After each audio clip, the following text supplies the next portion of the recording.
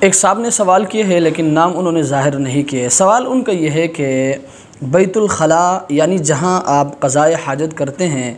اس جگہ میں وضو اور غسل کرنا جائز ہے یا نہیں؟ تو یاد رکھیں مسئلہ یہ ہے کہ بہتر یہ ہے کہ قضائے حاجت وضو اور غسل کے لیے مستقل بنیادوں پر الگ الگ جگہ ہو، کہ قضائے حاجت کا جگہ الگ ہو اور اسی طرح غسل اور وضو کا جگہ الگ ہو۔ لیکن اگر کہیں جگہ کی تنگی کی وجہ سے